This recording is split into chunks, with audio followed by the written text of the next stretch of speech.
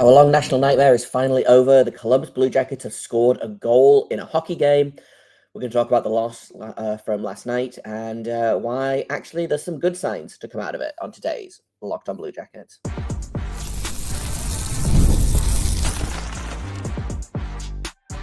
You're Locked on Blue Jackets, your daily podcast on the Columbus Blue Jackets, part of the Locked on Podcast Network, your team every day.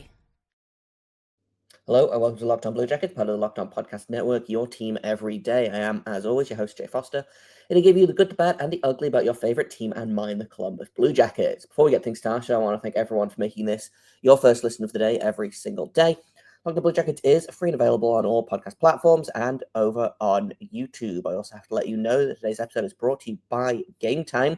Download the Game Time app, create an account, and use code LOCKEDONNHL for $20 off your first purchase. So we have to talk about the game last night, which, in a vacuum, not a terrible game. Frustrating, sure, but on the back of the back-to-back shutouts, the fourth loss in a row, teams around them gaining ground and overtaking them, like this was a big one. This needed to be a win, and at this point in the season, unfortunately, there's no moral victories, right? I feel like we saw a lot of that last season. We saw a lot of, well, okay, we didn't win, but we played really well. Or we didn't win, but great to see so-and-so get a goal. Or we didn't win, but blah, blah, blah, blah, blah. Like, I have no time for moral victories anymore. I didn't last season when, the team wasn't getting real victories. So the fact that the team is capable now of getting real victories, I'm still not like, man, the season is over. This is the end of it. Like, they're making it harder for themselves. I think that it's projected that they're going to need 92 points to make the playoffs. They're currently sitting at 70. So they will need, 22 points. So 11 wins in their last, or, some 10 wins and 2 overtime losses or whatever. Or 4 overtime losses, whatever it is. In their last 15 games. It's not out of the realm of possibility. Again, they've made it a lot harder for themselves. And obviously, a lot of that is going to depend on how the Rangers do and how the Canadians do and how the Red Wings do, all teams that are ahead of the Blue Jackets in the standings at the minute. Canadians and the Senators are playing tonight. That's going to be a big one. Like, I can't believe I have to root for the Ottawa Senators to win in regulation, but here we are. Rangers are playing the Flames as well, so if we could do with the Flames doing as a solid there. But again, it's looking a lot like the path to the playoffs is getting much narrower, And 2 weeks ago, we were like, yeah, they're definitely making the playoffs. Everything is great, and then the scoring dried up almost immediately. Like it was going to happen, right? Like the Blue Jackets have been shooting higher than league average all season. I believe Alison Lucan came in with a great tweet. There was the league average shooting this season is, I think, 10.6. The Blue Jackets before Four Nation or before the outdoor game was shooting at 11-12% as a team. Now they're shooting at 8% as a team, and that's probably dropped a little bit based on the last 3 games, right? But it does tell me that the shooting will reset, right? They won't score 1 goal on the last 100 and whatever shots it was. They will score more than that. They will, the goal scoring will come back. And I understand that, that's maybe a platitude that a lot of people are used to hearing from, coaches of yesteryear. How many times did we hear from Pascal Vincent that they'll work it out? It'll figure itself out. We're close. We're almost there. Dean Everson is saying some similar things, but not quite. He liked the third period. I also liked the third period. It was they outshot the Devils 24-3. And again, Jake Allen was excellent last night. I'm going to talk about the game specifically in a second here, but again, sometimes a goalie just has a game. I thought Jake Allen was the difference maker for the Devils last night. I didn't have a problem with Jet Greaves at all. Makes a mistake on that 1 goal. It happens. He's a young goalie, right? And he didn't let it bother him. there's a time where that goal would have gone in and the Blue Jackets goalie would have just completely collapsed, right? Or the defense would have just completely given up and it would have, it would have gotten worse. But that second goal goes in and the Blue Jackets battle. Like, I think since that goal, they outshot the Devils something like 30-10, you know? It sucks. It's a tough way to lose. Great for Mathieu Olivier to get on the board again. Like, he's inching closer and closer to a 20-goal season, which continues to be hilarious. I love it so much. It's so much fun. But this is kind of what I was talking about a little bit earlier in the episode. Like, in a vacuum, this is fine. Like it's a 2-1 loss against a playoff team where their goalie has to make 45 saves and you outshoot them 46-20. Like, that's a good result. Sucks not to get the win, but that's a good result. But on the back of, this is the only goal that they've scored in the last 3 games, and on the last, I think, 90-something shot, 100-something shot. It's not great. Not a great feeling. It's frustrating, and it gets worse because now they have 3 days off, and then Florida comes to town. And the Blue Jackets have not beaten Florida yet this season. It's always going to be a tough game to play. But every single game for the Blue Jackets now is going to be a must win, and that's tough because the schedule isn't getting any easier. Their opponents are also, again, gaining ground. They've gone from being, pretty solidly in that first wildcard spot to being 3 teams out of it, and 3 teams and also 2 points. Like, this is not like the end of the world, right? It's not like they've dropped 10 points out of a playoff spot, or, teams are gaining on them and gaining on them and gaining on them. Like, they're still in the thick of the race, right? Like, the Rangers currently have the second wildcard spot with 72 points, and then the Islanders are currently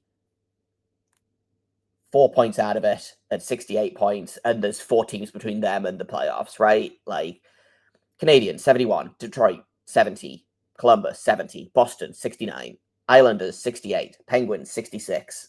Like, the Flyers are out of it, they're 8 points out, and the Sabres are out of it as well. But, like, there's a world in which the Penguins make the playoffs, right? And they're 7th in the Metro at the minute, and have an under 500 save percentage. Like, it's close. It's real close. So I don't think it's not the end of the world. It's not the end of the road yet, but they need to take what they had in that third period and they need to take that forward because, again, like, the margin for error is getting smaller and smaller and smaller. If the Rangers win tonight, the Canadiens win tonight, Blue Jackets lose their next game, might be game over, right? Like, and that's the other thing is the Blue Jackets probably will continue to lose a little bit of ground. They don't play again until Thursday, I want to say. So teams will play before them. But games in hand are important. Point percentage is important as well. Like, the Rangers have a 529 points percentage. The Blue Jackets have a 522. 0.007 points percentage difference. They're right there. They're still in the thick of it. I know things look rough at the minute, but it's looked rough at points through this season, right? Like, they've had a 6-game losing streak. They've had a 5-game losing streak. They're on a 4-game losing streak right now. They could pull themselves out of this, but they need to do it, right? They're not going to get help from anywhere else. They have to control their own destiny. And we'll have to see if they can do it. Now, I want to talk about the game in a little bit more detail because the third period, they changed some things up. They changed things up for the game overall, first of all. They changed up the forward lines, and then they did it again in the third period, and something really seemed to click there. So I want to talk about those third period lines and why I like them. So we'll do that in just a second here on Locked On Blue Jackets.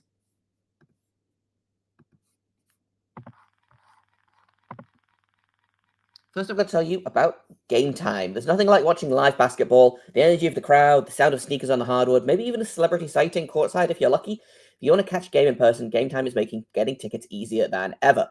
Game Time's new feature, Game Time Picks, filters out fluff and shows you only the best deals on great seats, so you don't have to waste time scrolling through thousands of examples. With seat views before you buy, no surprise fees, and the lowest price guarantee, you can book with total confidence. If you find tickets in your section and row on another ticketing platform for less, Game Time will credit you 110% of the difference. That's how confident they are that they have the best prices. Take the guesswork out of buying tickets with Game Time Picks. Download the Game Time app, create an account, and use code LOCKEDONNHL for $20 off your first purchase. Terms apply. Again, create an account and redeem code LOCKEDONNHL for $20 off. Download Game Time today. What time is it? Game time. I also have to tell you about Upwork. Scaling your business requires the right expertise at the right time. With Upwork, you can find specialized freelancers in marketing, development, design, and more. Experts that are ready to help you take your business to the next level. Upwork gives businesses flexibility by connecting them with top freelance talent across multiple industries, including IT, AI, web development, and marketing. Whether you need extra hands for a project or a long-term partner, Upwork makes hiring simple and affordable. Posting a job is free, it's easy. Within a day, multiple qualified candidates to choose from will be at your fingertips, and it's cost-effective. Instead of hiring full-time, Upwork helps you find affordable, top-tier freelancers to scale your business efficiently. Visit Upwork.com right now and post your job for free. That's UPWORK.com, Upwork.com, to connect with top talent and grow your business today. Welcome back to Locked On Blue Jackets. I want to talk about the line combinations. Like, the bottom six is the bottom six, right? Again, Matthew Olivier getting a goal, great. You love to see it. The top six is what needs to do the heavy lifting, and they kind of haven't been for a couple of games now. For probably a little bit longer than that. I think Voronkov's been struggling for a while. I think, the kids are getting tired. I think injuries are starting to mount up, like bumps, bruises. This team hasn't played competitive hockey for this long in a while, right? Like, that's the other thing, is that I feel like you're in the race. The games are harder. You're trying harder. You're pushing through things that you wouldn't push through if, for example, you were already eliminated from playoffs. Like, the Sharks got eliminated from playoff contention the other day. Like, the Blue Jackets were basically, last season, the season before, etc. The Blue Jackets were checked out by January, right? Like, there's a month left in the season and you're still in it. It's different. It makes sense that there's tired players, there's injuries, there's sometimes goal scorers go cold. It's just unfortunate that every single goal scorer on the team, except for Matthew Olivier, has gone cold at the same time. But those top six, the game started out, I believe, was Fantilli centering Boone Jenner and Kent Johnson, and then they had the Russians back together. So Voronkov in the middle with Chinikov and Marchenko on his wings. I didn't hate it. I was curious. Voronkov's been playing wing all season long, and I think fits there well. I don't think he was great at center last night. And the Russian line... the Russian line had its moments, right? But it really struggled to gain possession, which I think is, a combination of Voronkov playing out of position and, if you don't win faceoffs, it's hard to, you have to go and get the puck back. I thought Chinikov was great last night. I thought Chinikov looked really, really dangerous. Amazing how suddenly you put a player in the top six and he's creating offense, but when he's in the bottom six, he's not creating offense. Like, it's wild how that works, right?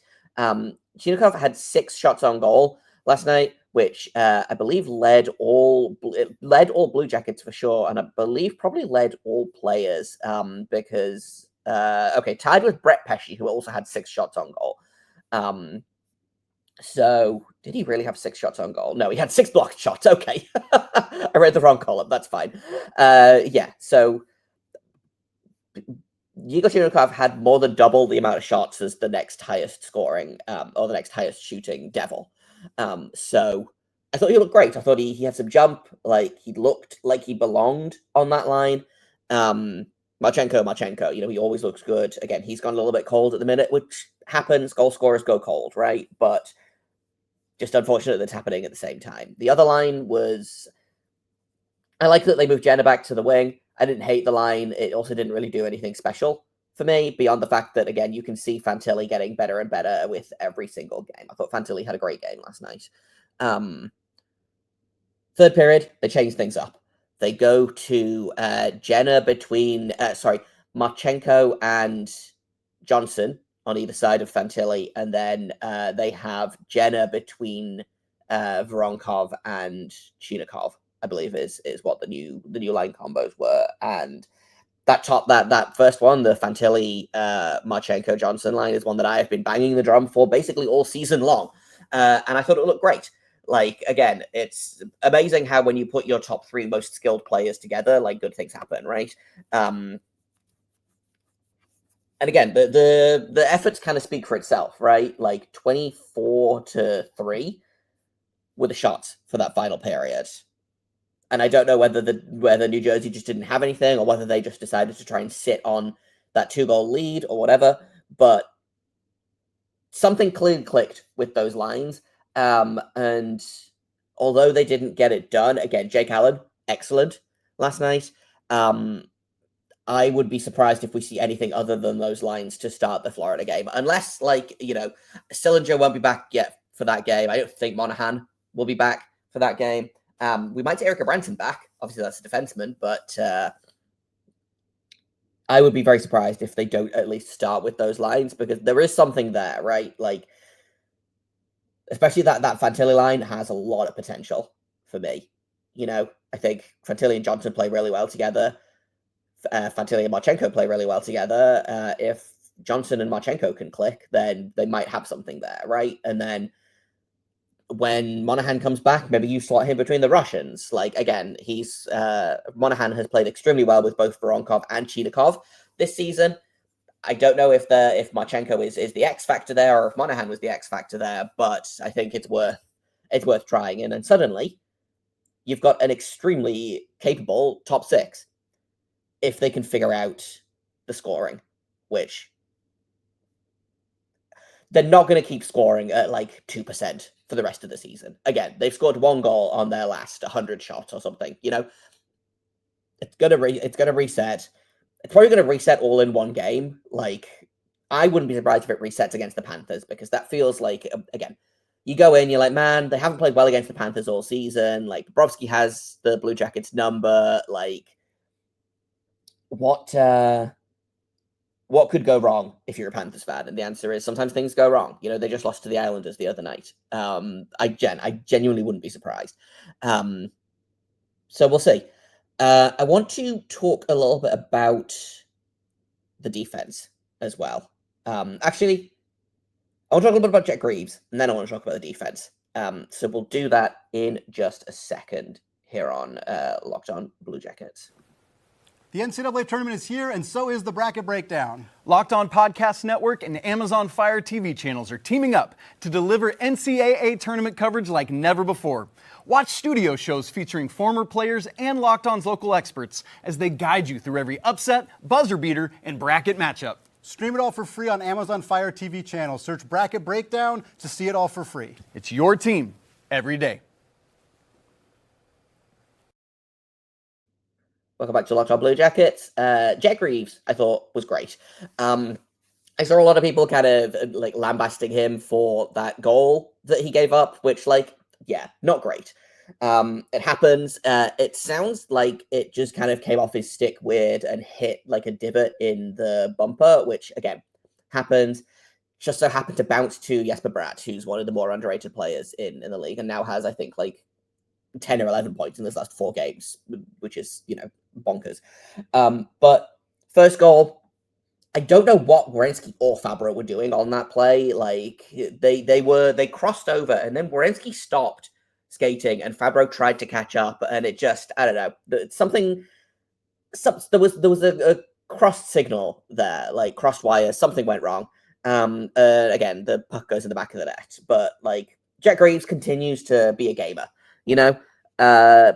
Wasn't the difference maker, I don't think, but 900 save percentage, did about as good as he could have done, like snafu aside, which would have happened to every single goalie, I think. He continues to look like a legitimate NHL goalie, right? Is he the long-term future of this team? I don't know, but there's something there, and every single time he plays, I'm like, yeah, there's something there, right? He might be 6 foot tall in skates, but he is just an excellent goalie, and every time he's starting, I'm like, yeah, this is gonna be great. This is gonna be fun. Like, I don't know. I have confidence in Jet Greaves in a way that I don't have confidence in Muslikins or Tarasov necessarily, right? So great to see him get a game. Shame that the team couldn't pull it together and get a win for him. But again, Jake Allen was on a heater. Sometimes a goalie just has a game, you know?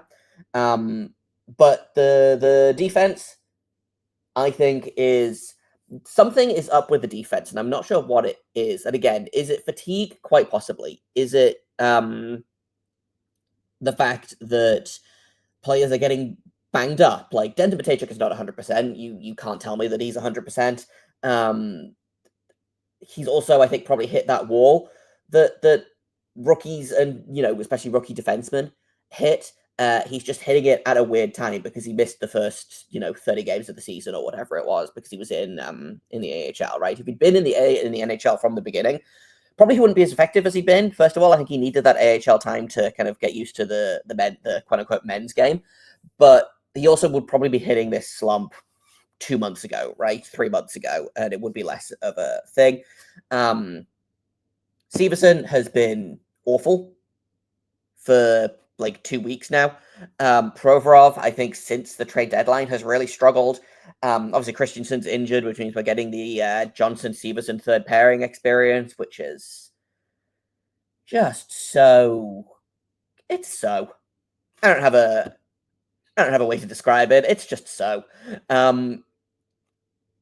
Fabro continues to be Dante Fabro. Werenski continues to be Werenski, but you can't just rely on that top pairing, right?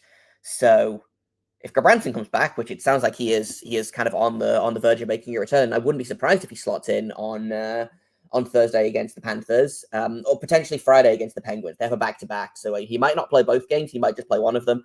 Depends on, again, how he's feeling, how the team is looking. But who do you take out of the lineup, right? Because the immediate answer is, well, you take Johnson out of the lineup. Then you've got the experience of, okay, well, then what do you do with your pairings, right? Do you put Severson on the left? Do you move Provorov back to the left, put Severson on the right, and roll like Werenski, Fabro, Provorov, Severson, and then Matejchuk, Gabranson on the third pairing, shelter Matejchuk a little bit more, get him fewer minutes, put him, keep him on the left, and you keep him in the lineup. Does Matejchuk come out of the lineup because he's in, he's playing injured? But then, you do have to put up with the fact that your bottom four is going to be Provorov, Severson, Gabranson, Johnson, which sounds like a nightmare, quite frankly.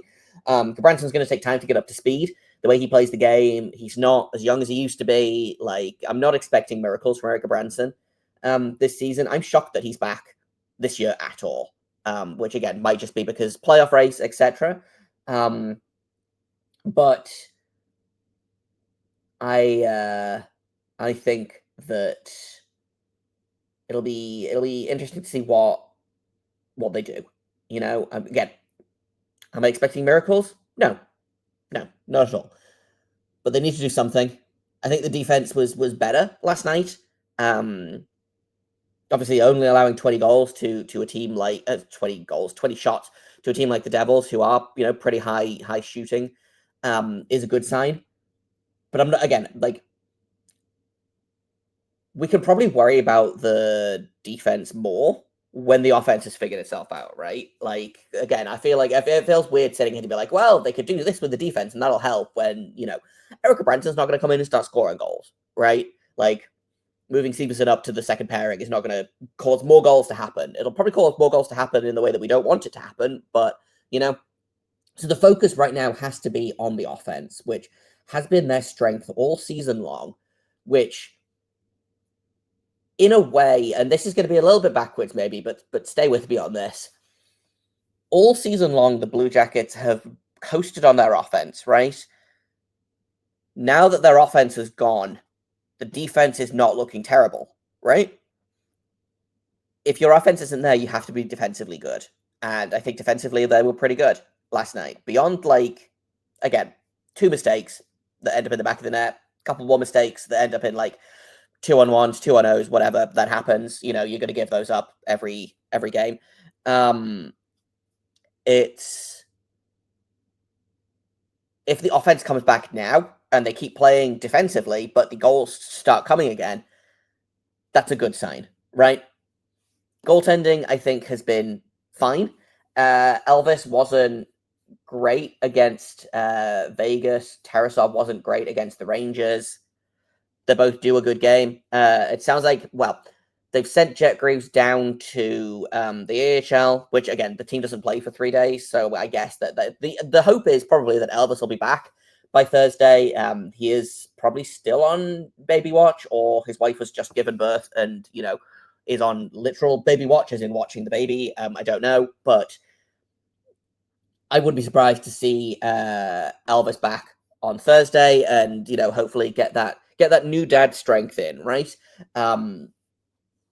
But you got to figure it out. You got to get your goal scoring figured out, and then you can worry about everything else, right? Like, the goaltending is the least of our worries right now. Just figure out how to score goals again. You've done it all season. Figure it out. That's all I've got for today. We'll be back tomorrow with another brand new episode.